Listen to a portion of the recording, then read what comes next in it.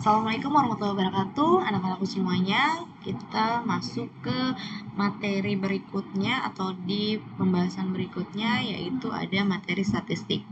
Pada materi statistik ini ada beberapa yang nantinya akan kita pelajari. Di sini diantaranya nanti ada data, populasi sampel, penyajian data, kemudian nanti kita yang mana sih yang tabel, yang mana sih diagram. Nah, kemudian ada ukuran pemusatan data, ukuran letak data, ukuran penyebaran data.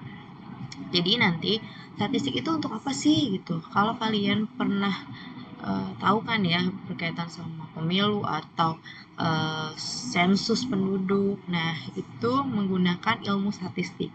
Jadi nanti penyebaran datanya misalnya melalui kemudian nanti diperhitungkan datanya, kemudian data tersebut disajikan apakah dalam bentuk tabel, diagram, histogram ataupun apapun, kemudian nanti misalnya dicari siapa yang paling banyak, kemudian nilai rata-ratanya berapa sih, kemudian nilai yang paling banyak muncul tadi paling banyak berapa, dan lain sebagainya.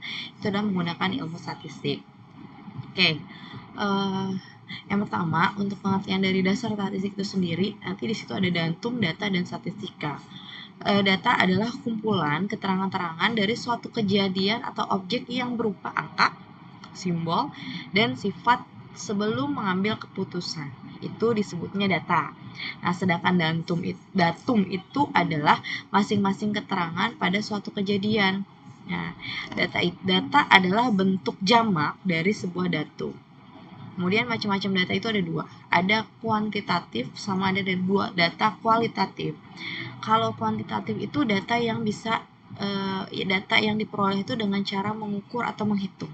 Sedangkan kualitatif itu adalah yang menyatakan sifat atau gambaran dari kualitas dari objek yang ditelitinya. Oke, yang pertama di sini ada populasi dan sampel. Populasi itu adalah semua objek yang akan diteliti. Misal, kita akan mensensus atau mencari data tinggi badan misalnya, tinggi badan atau berat badan lah gitu kan, berat badan. Yang disebut populasi itu adalah semua objeknya. Populasinya misal SMK Putra Bangsa. Kemudian sampelnya itu adalah sebagian dari populasi. Nah, yang mau kita jadikan sampel itu adalah sebagian dari populasi. Tadi kan populasinya SMK Putra Bangsa. Kemudian yang mau dijadikan sampel mana? Siapa gitu. Oh, misalnya kelas 12 multimedia. Itu yang menjadi sampelnya. Kemudian nah, di sini ada untuk penyajian datanya. Penyajian data kita bagi menjadi beberapa penyajian. Yang pertama dalam bentuk tabel atau daftar. Bisa dilihat seperti ini di contoh yang Ibu sudah tayangkan. Ada jenis kelamin, tingkat pendidikan, jumlah, dan lain sebagainya.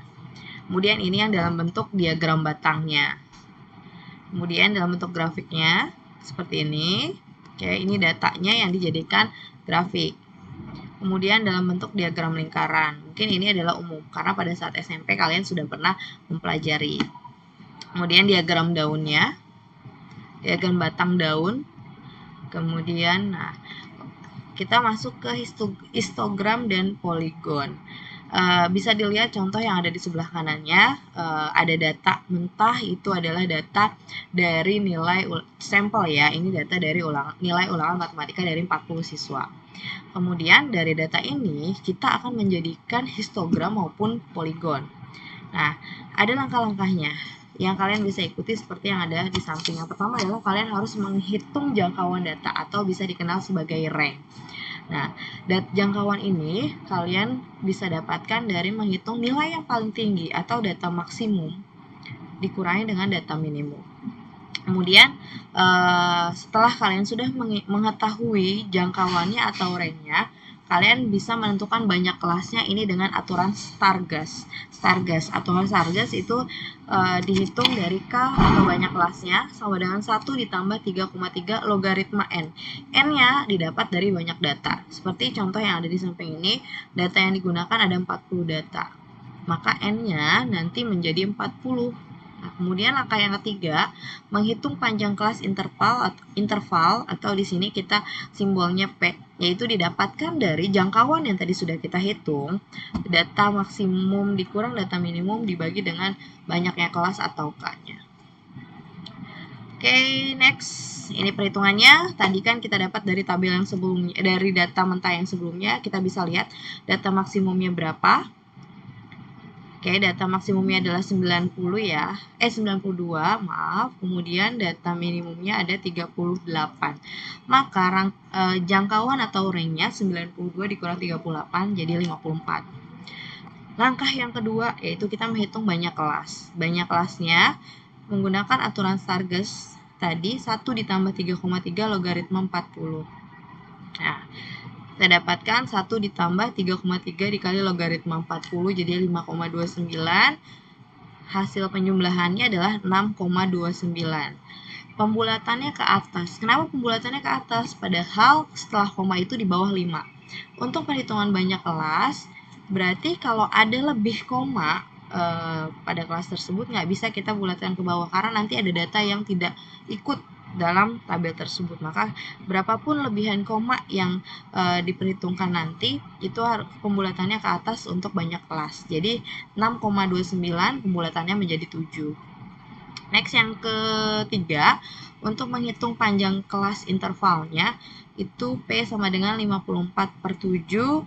54 didapatkan dari jangkauan yang tadi 92 dikurang 38, kemudian dibagi 7-nya dari banyak kelas yang tadi sudah kita bulatkan ke atas. Jadi didapatkan 7,7. 7,7. Nah, untuk panjang interval kelas 7,7 berarti setelah koma di atas 5. Maka pembulatannya ke atas menjadi 8. Nah, kemudian kita bagi menjadi kelasnya seperti yang tabel di samping ini. Tadi data paling kecil ada 38. Nah, 38 karena panjang intervalnya adalah 8, maka 38 sampai berapa nih? Biar panjang interval kelasnya 8. 38, 39, 40, 41, 42, 43, 44, 45. 8. Berarti 38 rentangnya sampai 45. Itu untuk kelas pertama. Dilanjutkan untuk kelas yang kedua. Setelah 45, 46. 46 gitu seterusnya, rentangnya 8, berarti sampai dengan 53. Nah, seterusnya sampai dengan data terakhir. Kenapa data terakhirnya 93? Sedangkan panjang data tertingginya adalah 92. Itu nggak jadi masalah karena yang penting data terakhirnya atau data tertingginya 92 itu ada di rentang kelas terakhir. Jadi walaupun nanti angka terakhirnya pada tabel tersebut adalah 93, tidak jadi masalah, yang penting nilai 92-nya itu terletak di kelas terakhir. Oke, semoga bisa dipahami. Kita lanjutkan. Nah, oke, di sini ada nilai tengah. Nilai tengah itu adalah jumlah, kemudian kalian bagi 2 dari masing-masing kelas yang ada nih. Dari kelas yang pertama, kalian bisa lihat di layar, kelas yang pertama di situ ada 38 sama 45 sampai 45. Berarti nilai tengahnya, namanya tengah-tengah berarti dibagi 2 dong. Jadi 38 ditambah 45 dibagi 2. Hasilnya nilai tengah untuk kelas pertama adalah 41,5. Kemudian berikutnya 46 sampai dengan 53 nilai tengahnya adalah 49,5. Jumlahkan bagi 2 terus sampai dengan kelas terakhir. Oke, kemudian frekuensinya didapat dari mana? Kita lihat tadi data yang pertama yang masih data mentah sebelum menjadi tabel. 38 sampai 45. Ada berapa frekuensinya di tabel ya, di data mentah tadi pertama? Sudah coba dihitung, ada 38 sampai 45 di data ini.